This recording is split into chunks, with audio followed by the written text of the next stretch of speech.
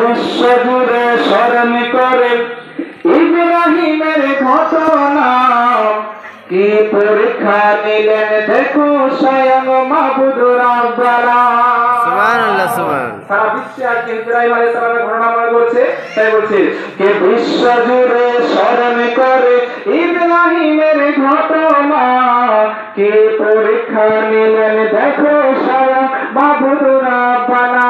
শুন রে মুমিনা, শুন রে মুমিনা, শুন রে মুমিনা, শুন রে মুমিনা।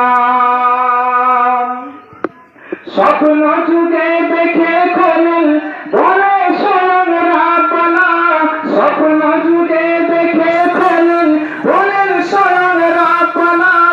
আমার পরে কুরবানি দাও করছি আমি ঘোষণা।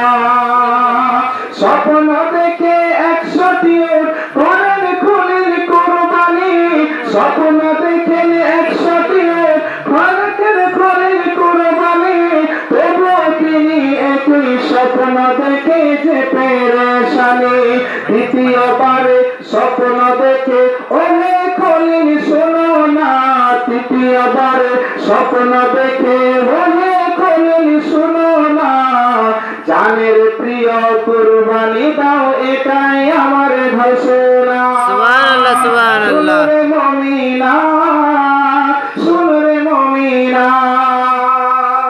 পরপর 3 দিন স্বপ্ন দেখলে ইব্রাহিম আলাইহিস সালাম সেটাকে কুরবানি করতে বলছেন আমার আল্লাহ। কিন্তু ইব্রাহিম আলাইহিস সালাম এটা তো জানে না যে আমার নিজের কলিজার টুকরাকে কুরবানি করতে বলছেন আল্লাহ। প্রথম দিন 100টি উট কুরবানি করলেন আল্লাহ তাআলা। আবার কুরবানি কবুল করলেন, কিন্তু স্বপ্ন দেখাচ্ছেন ইব্রাহিম তোমার কুরবানি কবুল হয়নি, আরো তুমি কুরবানি করো। আবার করলেন। তৃতীয়বারে হযরত ইব্রাহিম আলাইহিস সালাম বলছেন মাওলা আমি করব তো কি কুরবানি করব? আমার আল্লাহ তাআলা বলছেন ইব্রাহিম তুমি তোমার জানের প্রিয় যেটাকে ভালোবাসো ওইটাকে কুরবানি করো। হযরত ইব্রাহিম আলাইহিস সালাম সঙ্গে সঙ্গে বুঝে নিলেন যে 80 বছর পরে অনেক সাধনার পরে আমার গর্ভে আমার স্ত্রীর গর্ভে যে সন্তান হয়েছে হযরত ইসমাঈল আলাইহিস সালাম, ওই ইসমাঈলকে আল্লাহ তাআলা কুরবানি করতে বলছেন। আল্লাহু আকবার। শুনলেন? কিন্তু আমাদের মতো যদি হতো আমরা জীবনও করতাম না সন্তানকে কুরবানি, জীবনও করতাম না। কিন্তু আল্লাহু আকবার। মুআজ্জিজ সাহাবী কিরাম হযরত ইব্রাহিম আলাইহিস সালাম হলো কুরবান দেন। ইব্রাহিম আলাইহিস সালাম বলছেন মাওলা আপনার দরবারে আপনি যা কুরবানি চাইবেন আমি ইব্রাহিম কুরবানি করতে রাজি আছি, বলুন সুবহানাল্লাহ।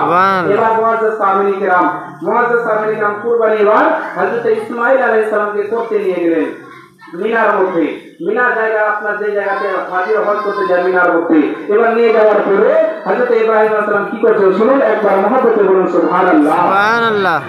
অবশেষে মনে পড়ে ইসমাঈলের কথা, তবু তিনার বুকের মাঝে লাগলো না যে ব্যথা। অবশেষে মনে পড়ে ইসমাঈলের কথা, তবু তিনার মনের মাঝে লাগলো না যে ব্যথা।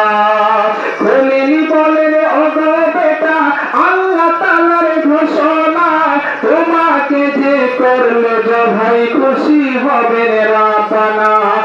খলিল বলেন ওগো বেটা আল্লাহ তাআলার ঘোষণা, তোমাকে যে করলে জবাই খুশি হবে রাব্বানা। ইসমাঈল বলেন বাবা চিন্তা তুমি করো না, ইসমাঈল বলেন বাবা চিন্তা তুমি করো না। খোদার আদেশ মাথায় নিলাম আর তো দেরি করো না। শুন রে মুমিনা, শুন রে মুমিনা। বিশ্বজুড়ে স্মরণ করে ইব্রাহিমের ঘটনা, কে পরীক্ষা নিলেন দেখো স্বয়ং মাবুদ রাব্বানা। শুন রে মুমিনা, শুন রে মুমিনা। আখেরি চন্দ্রে শুনুন আরেকবার মহব্বতে বলুন সুবহানাল্লাহ। হযরত ইসমাঈল আলাইহিস সালাম কি বলেন আব্বা আপনার কাছে যদি অনুমতি হয়েছে আল্লাহ আদেশ হয়েছে আপনি আর দেরি করিয়েন না, আমি ইসমাঈল আলাইহিস সালাম আল্লাহর কাছে আল্লাহর রাস্তায় কুরবানি হতে আমি রাজি আছি, বলুন সুবহানাল্লাহ। যেরকম বাপ ওইরকম বেটা, সুবহানাল্লাহ। সুবহানাল্লাহ।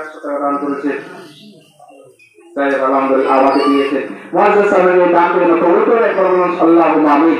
মুআজ্জাজ সাহেবকে ইসমাঈল আলাইহিস সালাম বলছেন, আব্বা যান আপনি দেরি করেন না, তাড়াতাড়ি করে নিয়ে যান আমাকে মিনার কাছে আমাকে কুরবানি করতে। সুবহানাল্লাহ। মুআজ্জাজ সাহেব এবার হচ্ছে ইসমাঈল আলাইহিস সালামকে নিয়ে গেলেন মিনাতে কুরবানি করতে। হযরত ইসমাঈল আলাইহিস সালাম কি বললেন, আব্বা আমাকে যখন কুরবানি করবেন দুইটা আমার শর্ত আছে, একটু মেনে নিন। কি?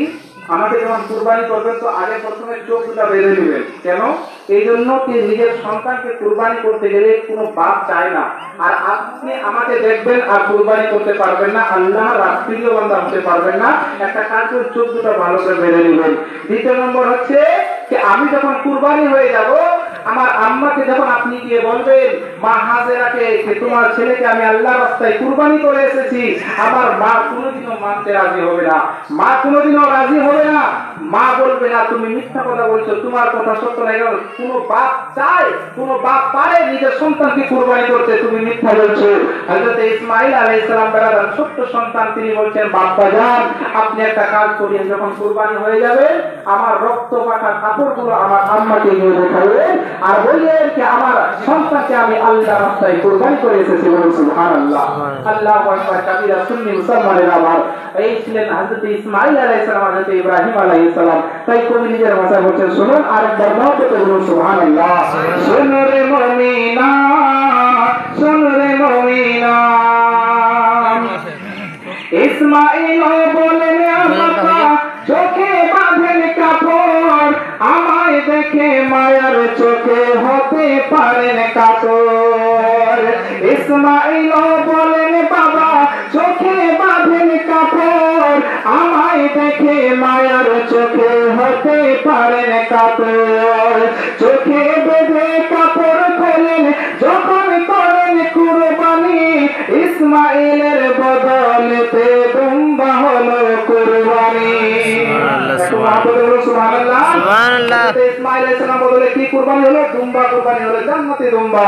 আল্লাহু আকবার। তাই বলতেছে যে ইসমাঈল বলেন বাবা চোখে বাঁধেন কাপড়, আমায় দেখে মায়ার চোখে হতে পারেন কাতর।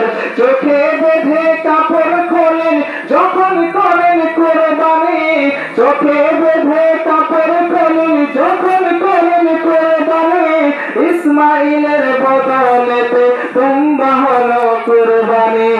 ইসমাঈলের বদলেতে দুম্বা হলো কুরবানি। ছুরি চলে কিন্তু আবু ইসমাঈলের গলা কাটে না, ছুরিকে যে নিষেধ করে স্বয়ং মাবুদ রাব্বানা। শোনো রে মুমিনা, শোনো রে মুমিনা, বিশ্বজুড়ে স্মরণ করে ইব্রাহিমের ঘটনা, কি পরীক্ষা নিলেন দেখো স্বয়ং মাবুদ রাব্বানা। শোনো রে মুমিনা, শোনো রে মুমিনা। ব্রাদার মুআজ্জাজ সাহাবায়ে কেরাম, পুরো ওয়াকিয়া শুনিয়ে দিলাম নজরের মাধ্যমে। এই ছিল কুরবানির ঘটনা। আল্লাহ তাআলার কাছে এই কুরবানিকে আমার আল্লাহ এত পছন্দ